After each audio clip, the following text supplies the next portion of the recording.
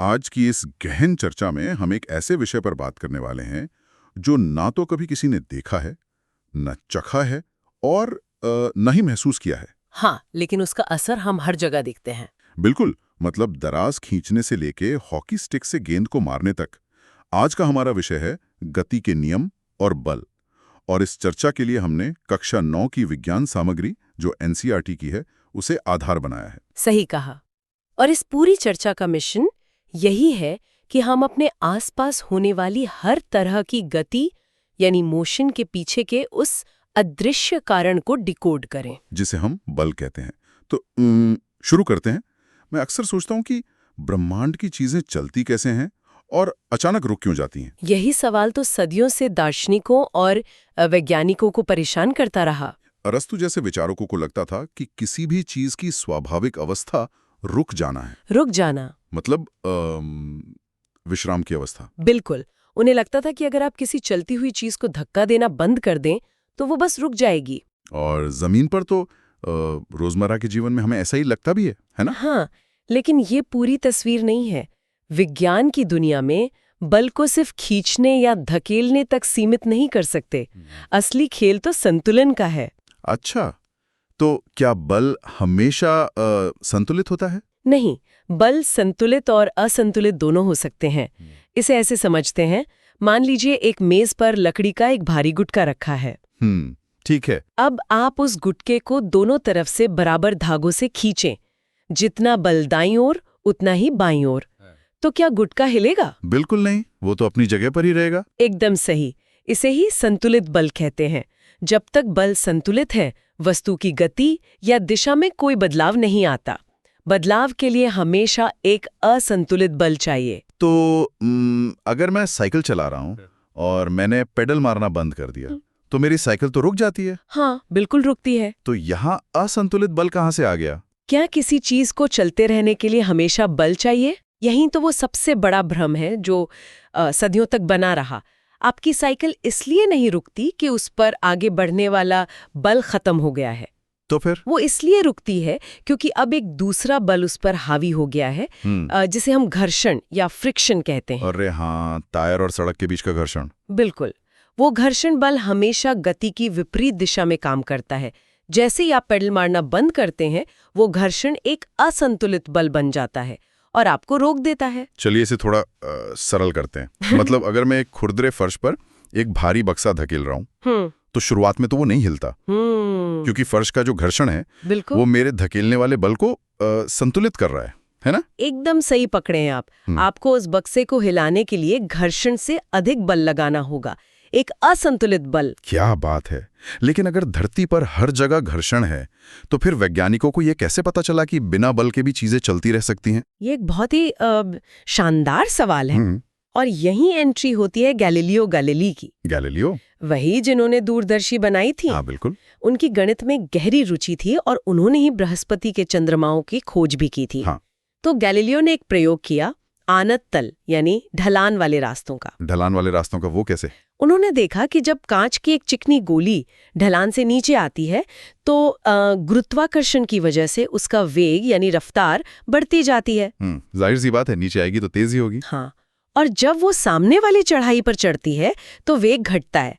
तो गैलीलियो ने सोचा, अगर सामने कोई चढ़ाई हो ही ना, सतह एकदम समतल हो और घर्षण शून्य हो जाए तो क्या होगा? तो हमेशा चलती रहेगी। बिल्कुल, वो कभी नहीं रुकेगी। और इसी विचार को आगे चलकर आइजैक न्यूटन ने अपने गति के पहले नियम का आधार बनाया। गति का पहला नियम, जड़त्व का नियम। हाँ, न्यूटन ने कहा कि प्रत्येक वस्तु अपनी स्थिर अवस्था या एक समान गति की अवस्था में बनी रहती है जब तक कि उस पर कोई बाहरी बल कार्य न करे। मतलब चीजें अपनी अवस्था बदलना ही नहीं चाहती। एकदम सही। और वस्तुओं द्वारा अपनी अवस्था में परिवर्तन का विरोध करने की इसी प्रवृत्ति को जड़त्व या इनर्शिया कहते हैं। यहाँ जो बात सबसे दिलचस्प है वो ये है कि हमारे दैनिक जीवन की कितनी ही घटनाएं इसी जड़त्व पर आधारित हैं। बिल्कुल।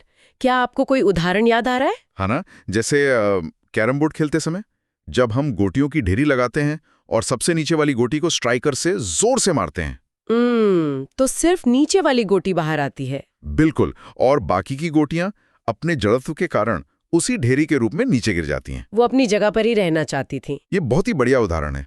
और एक और बहुत आम सी बात है जो हम सब ने महसूस की है, जब हम किसी गाड़ी में बैठे होते हैं और अचानक ब्रेक लगते हैं। अरे हाँ, हम आगे की तरफ झुक जाते हैं। बिल्कुल, गाड़ी तो रुक गई, लेकिन हमारे शरीर का ऊपरी हिस्सा अपनी जड़त्व के कारण उसी गति से आगे बढ़ते रहना चाहता है। और यहीं पे सीट बेल्ट काम आती है। वो एक भारी बल लगाकर हमें रोकती है। एकदम सही बात है। लेकिन यहाँ एक और जरूरी बात है। क्या भारी और हल्की चीजों का जड़त्व एक जैसा होता है? मुझे तो नहीं लगता।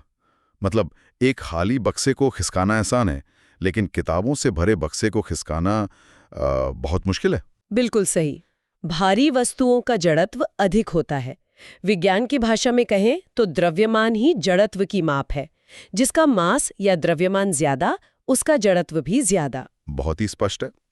तो पहला नियम हमें यह बताता है कि बिना बल के क्या होता है। हाँ। लेकिन जब कोई असंतुलित बल लगाया जाता है तो जो गति या वेग में बदलाव आता है उसे कैसे नापते हैं? यहीं पर न्यूटन का दूसरा नियम आता है। लेकिन इसे समझने से पहले हमें एक नई चीज समझनी होगी, संवेग यानी मोमेंटम। मोमेंटम? ये क्या होता है?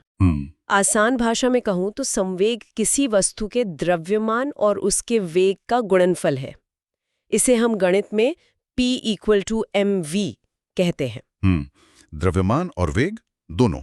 हाँ, देखिए, अगर आपको एक टेबल टेनिस की गेंद लगे तो कोई खास चोट नहीं लगती। बिल्कुल नहीं, वो तो बहुत हल्की होती है। लेकिन अगर क्रिकेट की तेज गेंद लगे तो दर्शक भी घायल हो सकता है। हाँ, क्रिकेट की गेंद भारी भी होती है और तेज भी आती है। बिल्कुल। इसी तरह सड़क किनारे खड़ा एक भारी ट्रक कोई खतरा नहीं है, लेकिन अगर वही ट्रक 5 मीटर प्रति सेकंड की धीमी गति से भी चल रहा हो तो जानलेवा हो सकता है। बाप रे। हाँ, ट्रक का द्रव्यमान इतना ज्यादा है कि धीमी गति में भी उसका असर बहुत बड़ा होगा। बिल्कुल। द्रव्यमान और वेग दोनों मिलकर प्रभाव तय करते हैं। और न्यूटन का दूसरा नियम कहता है कि किसी वस्तु के संवेग में परिवर्तन की दर उस पर लगने वाले असंतुलित बल के समानुपाती होती है। मतलब F = ma। एकदम सही। लेकिन एक बात बताइए। हाँ? अगर संवेग इतना ही खतरनाक है तो क्रिकेट के खिलाड़ी जब तेज आता हुआ कैच पकड़ते हैं तो वो अपने हाथ पीछे की तरफ क्यों खींचते हैं? क्या वो गेंद का संवेग कम कर रहे हैं? नहीं, संवेग तो उन्हें अंत में शून्य ही करना है, क्योंकि गेंद को रोकना है। फिर हाथ पीछे क्यों करते हैं? वो असल में गेंद को रोकने का समय बढ़ा देते हैं। दूसरे नियम के हिसाब से संवेग परिवर्तन की जो दर है वो बल के बराबर होती है। अच्छा, तो अगर समय ज्यादा लगेगा तो दर कम हो जाएगी, और जब दर कम होगी तो हाथों पर लगने वाला बल कम हो जाएगा, जिससे खिलाड़ी को चोट नहीं लगेगी। क्या बात है, ये तो बहुत ही शानदार तकनीक है। और मुझे लगता है इसका उल्टा भी सच है, जैसे वो कराटे वाले खिलाड़ी बर्फ की सिल्ली तोड़ते हैं। एकदम सटीक उदाहरण। वहां वो क्या करते हैं? वो बहुत ही कम समय में पलक झपकते ही प्रहार करते हैं। बिल्कुल, समय बहुत कम कर देते हैं, जिससे संवेग परिवर्तन की दर बहुत ज्यादा हो जाती है। और बल इतना ज्यादा लगता है कि सिल्ली टूट जाती है। हाँ, ये सब दूसरे नियम का ही खेल है। ये तो हो गया दूसरा नियम। हाँ, हमने बल को मापना तो सीख लिया, लेकिन क्या बल कभी अकेला काम करता है? मतलब एक ही दिशा में? विज्ञान कहता है बिल्कुल नहीं। बल कभी अकेला नहीं होता, ये हमेशा जोड़े में यानी पेयर्स में काम करता है। जोड़े में? तो यहां से आता है न्यूटन का गति का तीसरा नियम। हाँ, जो सबसे ज्यादा मशहूर है। प्रत्येक क्रिया के समान और विपरीत प्रतिक्रिया होती है। एक्शन और रिएक्शन। लेकिन इसमें कंफ्यूजन है मुझे। क्या? अगर क्रिया और प्रतिक्रिया एकदम बराबर हैं और उल्टी दिशा में है तो वो एक दूसरे को कैंसिल क्यों नहीं कर देते? मतलब कोई चीज हिलेगी ही कैसे? ये बहुत ही बढ़िया सवाल है और अक्सर लोग इसमें उलझ जाते हैं। इसका राज इस बात में छिपा है कि क्रिया और प्रतिक्रिया बल हमेशा दो अलग-अलग वस्तुओं पर काम करते हैं। अलग-अलग वस्तुओं पर? मतलब एक ही चीज पर दोनों बल नहीं लगते? बिल्कुल नहीं। चलिए रोजमर्रा का उदाहरण लेते हैं। हम चलते कैसे हैं? हम जमीन पर पैर रखते हैं और आगे बढ़ते हैं। लेकिन वैज्ञानिक रूप से देखें तो आप अपने पैरों से जमीन को पीछे की तरफ धकेलते हैं। ये हुई क्रिया। और जमीन क्या करती है? जमीन ठीक उतने ही बल से आपको आगे की तरफ धकेलती है। ये हुई प्रतिक्रिया। अरे वाह! तो क्रिया जमीन पर हुई और प्रतिक्रिया मुझ पर, दोनों अलग अलग। एकदम सही। इसलिए वो एक दूसरे को कैंसिल नहीं करते। अब समझ आया। बंदूक से गोली चलने पर जो झटका लगता है वो भी तो यही है ना? बिल्कुल। जब आप गोली चलाते हैं तो बंदूक गोली को आगे की तरफ धकेलती है, हाँ, और उसी वक्त गोली भी बंदूक को उतने ही बल से पीछे की तरफ धकेलती है। लेकिन अगर दोनों पर बल बराबर है तो गोली तो इतनी तेज और दूर जाती है, पर बंदूक बस थोड़ा सा ही पीछे हटती है। ऐसा क्यों? अगर हम इसे बड़े परिप्रेक्ष्य में देखें तो आपको यहाँ दूसरे नियम को याद करना होगा। अच्छा, F = ma। हाँ, बंदूक और गोली दोनों पर बल तो बराबर है, लेकिन बंदूक का द्रव्यमान यानी उसका मास गोली से बहुत ज्यादा होता है। बंदूक भारी होती है। तो द्रव्यमान ज्यादा होने के कारण बंदूक का त्वरण यानी एक्सेलरेशन गोली की तुलना में बहुत कम होता है। तो इसका मतलब ये हुआ कि बल बराबर होने का ये मतलब बिल्कुल नहीं है कि उनका प्रभाव भी बराबर होगा। एकदम 100% की बात। द्रव्यमान ये तय करेगा कि उस बल का प्रभाव कितना दिखेगा। ये तो बहुत ही गहराई वाली बात हो गई। मतलब जड़त्व हमें हमारी सीट से बांधे रखता है। बिल्कुल। संवेग का प्रबंधन हमें क्रिकेट के मैदान में चोट से बचाता है। हाँ, और क्रिया प्रतिक्रिया के कारण ही हम जमीन पर चल पाते हैं। सब कुछ आपस में जुड़ा हुआ है। विज्ञान की यही तो खूबसूरती है। ये नियम सिर्फ किताबों के लिए नहीं है, हमारी हर सांस, हर कदम में शामिल हैं। सच में। तो इस चर्चा को खत्म करने से पहले श्रोताओं के लिए एक छोटी सी सोचने वाली बात छोड़कर जाते हैं। हाँ, बिल्कुल। एक विचारोत्तेजक प्रश्न। तो कल्पना कीजिए कि एक बहुत तेज गति से चल रही कार हाईवे पर जा रही है।